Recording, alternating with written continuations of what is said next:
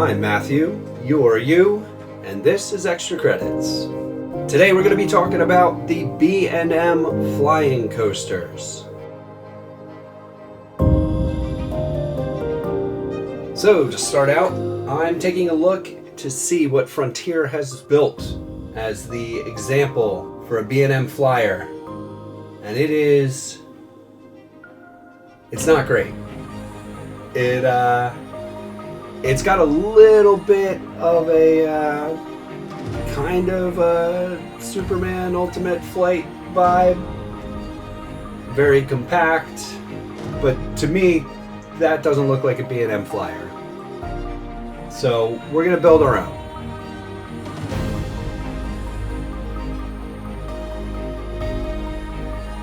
I put the station a little high here, kind of getting some inspiration from Flying Dinosaur over in Universal Studios Japan, which has a pretty high station. We come out of the station, I give it a little glide, so we have some room for some path interaction, maybe. At this point, I haven't given a lot of thought to the path. We go up the lift hill and we go into this initial drop, which has a little bit of a swoop to it. The B&M Flyers, most of them at least, are pretty graceful compared to something like a Vekoma Flyer. They tend to have elements that are a little bit more stretched out to really give you that feeling of flying. And so that's what we're going for with this initial drop, which we then turn into a little bit of an inline twist. This first series of elements is again borrowed from Flying Dinosaur. That ride kind of famously has a really explosive, punchy beginning, where you come out of the initial drop into a 0G roll, into a little extra 180 fly to lie, which is what they call these little 180 degree twists. And that takes you from the flying looking down position to flying on your back looking up at the sky. It tends to be a really popular element, and it's actually an element that's been on all of the B&M Flyers since the very beginning. And after that fly to lie element, we go into a Raven turn. I didn't love the Raven turn in the game. Again, this first couple of elements, I'm drawing inspiration from Flying Dinosaur, which has a Raven turn that's has a little bit of a kind of a twisted profile that then sends you out towards the pretzel loop, which is the fourth element in that kind of initial series of elements. And so I decided to build my own Raven turn. I did a little thing where I put the Frontier Raven turn down next to where I was going to build it, just so I had kind of a point of reference. I find that sometimes helps with elements that maybe have profiling that I'm not 100% accustomed to. This ride won't be stealing all of Flying Dinosaur, just this initial series of elements. But in this series, I'm trying to make coasters that feel authentic, that feel like they could have been produced by the manufacturer, that feel like they would fit in the lineup. But I'm not trying to make recreations. So I'm not trying to build Flying Dinosaur here. Instead, I will be drawing inspiration from each of the 11 B&M Flying Coasters in existence. So as we go through the ride, I will point out what different elements were inspired by. B&M wasn't the first manufacturer to produce a flying roller coaster, and it technically wasn't even the second. The first ever flying coaster was built in 1997. It was in that kind of, the 80s and 90s were very experimental. It was like the experimental teenage years for the entire roller coaster industry. The first ever flying coaster was built by a company called Skytrack, which only ever built the one roller coaster. And roller coaster's a little bit generous. It was a single rider ride. There were no trains. It had a harness that basically looked like a gurney that would suspend you beneath a steel rail and send you down a track that had a few hills on it. It was basically a glorified zip line, and it only operated for about a year. In 2000, Vekoma debuted their Flying Dutchman model, Stealth, at California's Great America. This was a real coaster. It was marketed as the world's first true flying roller coaster, which is a bit of deserved shade on Skytrack. It had 24 rider trains, 6 rows of 4. It featured multiple inversions. It's a little bit different than what we're used to in kind of modern flying coasters. You boarded above the track in a seated position, and then the seats would recline, leaving you to go head first on your back up the hill. And then once you were at the top of the hill, during the initial drop, you would go into a 180 roll that put you into the flying position. This coaster was somewhat problematic. It had capacity issues, partially due to the reclining process, but also because it featured 3 different restraint systems for your legs and your torso.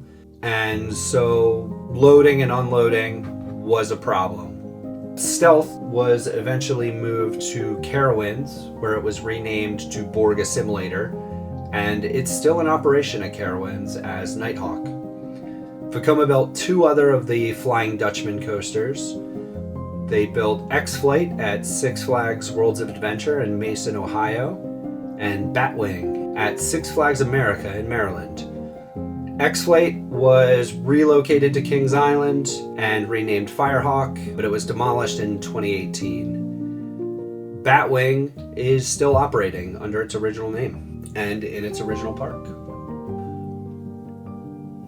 The first B&M Flying Coaster was Air at Alton Towers, which was built in 2002. It was originally slated to open in 1998, which means it would have beat the Flying Dutchman had it opened on time, but it maybe benefited from those extra 4 years, seeing what went wrong with the Flying Dutchman. Air featured 7-car trains where passengers were loaded in rows of 4. Unlike the Flying Dutchman, it loads similar to an inverted coaster, a coaster that people were already familiar with. It has a vest harness and ankle restraints, and those are mechanically linked. So when you pull down the vest harness, it also locks your ankle restraints, making loading and unloading a lot faster and easier. The cars can rotate back and up, placing you in the flying position while you're still in the station. Air features a graceful layout. It stays pretty close to the ground, which is typical of Alton Towers, which has height restrictions on its rides, but that means it has really nice terrain interactions. It features 2 inversions, a fly-to-lie 180-degree roll, and for a period of the ride, you are laying on your back looking up at the sky. That's kind of become an iconic part of the B&M Flying Coaster. It also features an inline twist towards the end of the ride. The next model that was built was the Superman Ultimate Flight, and they built 3 of those at Six Flags parks in the US, 1 in Georgia, 1 in New Jersey at Six Flags Great Adventure, and 1 in Illinois at Six Flags Great America. This featured the debut of the Pretzel Loop, which I built just a little while ago. The Pretzel Loop on this ride is inspired by Tatsu, which we'll talk about in just a minute. There is a 4th Superman clone in Beijing, in Happy Valley. It's called Crystal Wing and is, for the most part, identical to the Superman Ultimate Flight. The only real difference is that it does have some theming, and fairly nice theming at that. The next flying coaster built by B&M was Tatsu. at Six Flags Magic Mountain. This features the world's tallest pretzel loop at 144 feet, and it is an intense element. You get a lot of positive Gs. It also features a 0G roll, which was a first of its kind for the flying coasters. The height of Tatsu and its placement kind of on the top of a hill really sell the feeling of flying, and so it really benefits from being a little bit bigger than the Superman clones. And so that's something I tried to reproduce here, giving you some moments where you're up pretty high, and eventually when I landscape it, I make sure it kind of stays above the tree line. The next B&M Flyer was Manta, and that was built in 2009 at SeaWorld Orlando. Manta has 4 inversions, but it's most famous for its water flyover. It swoops down and feels like it's very close to the water. It's actually, there's a decent amount of distance. So that's the element we steal from Manta. So we do add a water flyover a little bit later when we add the landscaping to this coaster. The next B&M Flyer is a coaster called Starry Sky Ripper. And I'm actually working on the portion of the ride that's inspired by Starry Sky Ripper right here. Starry Sky Ripper is one of the few B&M Flyers that doesn't feature a pretzel loop. Instead, it features a 540 fly-to-lie inversion, which is a 0G roll with an extra 180-degree inline twist that puts you on your back and then sends you up into a vertical loop. And that's a really intense element that I'm trying to replicate on this coaster. It also ends in a double corkscrew into a helix. And I knew I couldn't really fit that double corkscrew, but I did try to fit the helix. And I spend a long time trying to make this helix work. In the end, it doesn't. The helix does not work.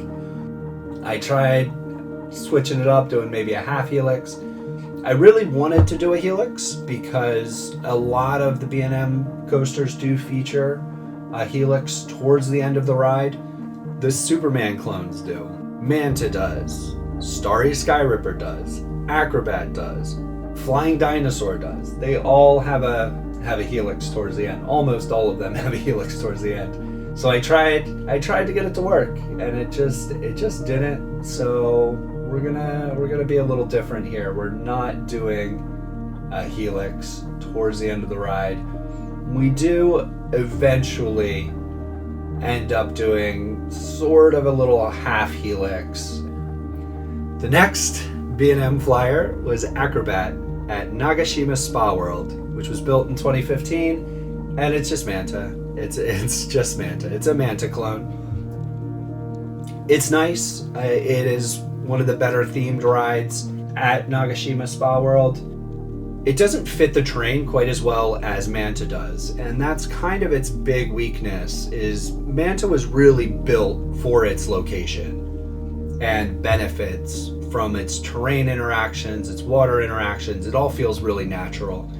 Acrobat feels a little bit forced, but it's still a great ride. Functionally, it's identical to Manta.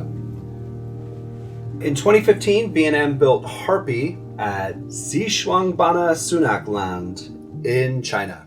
This is a hard ride to find information about. I've never ridden it, and I have never met anyone who has ridden it. But from the layout that I was able to find, and from descriptions, and from YouTube videos that I've looked up, it looks a bit like a combination of Superman and Acrobat and Manta. The one element that I found really interesting, and I wish I discovered it sooner, is that it threads its own pretzel loop. So as it comes out of the pretzel loop, it winds down and around and loops right on through. And that is really cool, and something I considered doing, and I was like, no way. There's no way that's like a thing that I could get away with doing. That'll look like coaster spaghetti. But man, It not only is it possible, it's not even original. And so it's one of those things where I kind of wish I had learned that information sooner. And here you may notice I just deleted half the track. The entire back end of this ride was very forceless. It was just kind of meandering its way back to the station. And some of the B&M flyers do. Even Flying Dinosaur, the second half of the ride is much less intense. And it gives you kind of the feeling of flying. It's a little more mellow. It's a good chance to catch your breath after the intense first half. But you know, this is a video game at the end of the day. And so that was killing the ride's rating real bad. Just that like winding kind of meandering path back to the station was really hurting the ride experience for our digital guests. And so I decided to delete the whole thing. I pulled the loop back a little bit closer to the station, kind of lined it up. I also wanted to have a little show scene at the end of the ride, this being, you know, hypothetically a ride themed after a movie. You know, you want to have some sort of show scene. And it's not like this has a launch. I can't get a scene, kind of a pre-launch scene. So the only place to kind of fit it was on this final brake run. And so, and here I'm still trying to make a helix work, and it's not going to work. And so I put the show scene kind of at the very end as you're coming back into the station, or at least that was my thought. I end up doing something a little bit weirder than that. And there you can see that Starry Skyripper inspired vertical loop. Again, we do like a 540 twist. So you take that loop kind of on your back. And then as you come out of that, you do a 180 roll followed immediately by a 360 inline twist. And that to me, a 360 inline twist is the roller coaster equivalent of that. That's just how it happened in my head. Was like, that is, if this were timed to the music, that's what you would hear as you do that twist. Still trying to make a helix work. Eventually I will give up. And yeah, in the end we just do like a quick whip half helix and then drop it and join it into that final brake station. And I think at this point I'm pretty happy with how it turned out. I did, you know, as you may have seen, I deleted the whole track a few times. Or not the whole track, but the back half of the track ended up getting deleted in full twice. I also ended up having a lot more footage than I expected. I was hoping to do this not all that sped up. I was hoping I could put this on maybe, 2x, and, I'd end up having just the right amount of footage to put in here, but that did not work.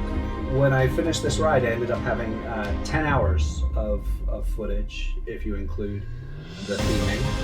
I'm not gonna take you through all the theming. That would be a lot. We're gonna cut from here and just show you the final product.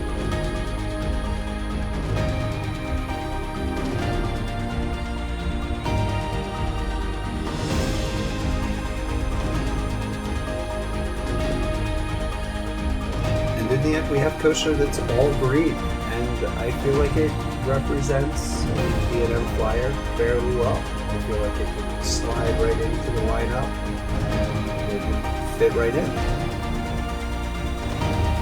right, and we'll do the POV and maybe some glamour shots.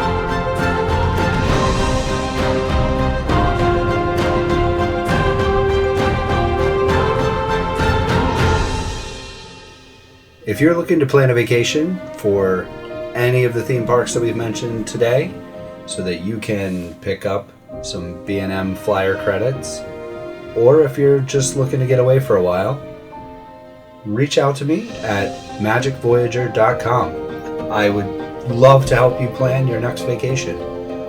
The share code for this roller coaster can be found in the description, and don't forget to like and subscribe if you're into that sort of thing. Take care of yourselves and each other, and I will see you next time.